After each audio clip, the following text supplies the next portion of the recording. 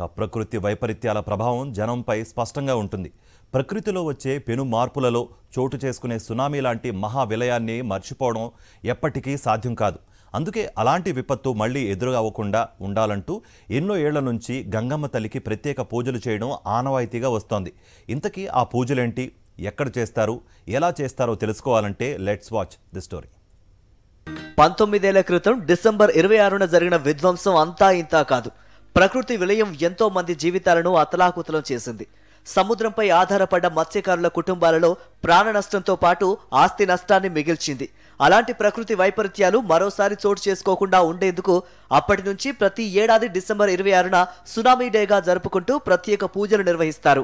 విశాఖపట్నంలోని పెద్ద జాలరిపేట వద్ద మత్స్యకారుల కుటుంబాల్లో ప్రతి ఒక్క ఇంటి నుంచి బిందెలతో మంచినీరు, పసుపు, కుంకుమ పువ్వులు, అగరబత్తులు, హారతి కర్పూరం వంటి పూజా సామాగ్రితో తమ ఇంటి నుంచి అందరూ ఒకరి తర్వాత ఒకరు గంగమ్మ తల్లి దేవాలయం వద్దకు చేరుకుంటారు.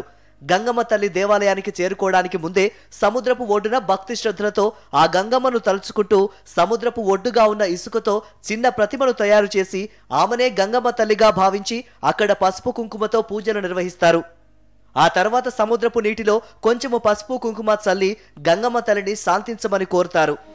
ఆ తర్వాత బిందెలతో నీటిని, పూజా సామాగ్రిని తీసుకుని గంగమ్మ తల్లి దేవాలయానికి చేరుకుంటారు. అక్కడ గంగమ్మ తల్లి విగ్రహానికి నీటితో అభిషేకం నిర్వహిస్తారు.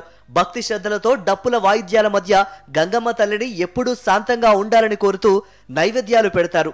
ప్రార్థనలు ముగించి సాయంత్రం ఇంటికి చేరుతారు. ఈసారి విశాఖపట్నంలోని పెద్ద జాలరిపేటలో జరిగిన గంగమ్మ పూజలకు ముఖ్య అతిథులుగా కేంద్ర మంత్రి పురుషోత్తం రూపాల, రాష్ట్ర మత్స్యశాఖ మంత్రి సీదిరి అప్పలరాజు పాల్గొన్నారు. తరతరాలుగా ఈ పూజలు మత్స్యకారులు నిర్వహించడం చాలా ఆనందకర విషయమని అన్నారు మంత్రి సీదిరి అప్పలరాజు.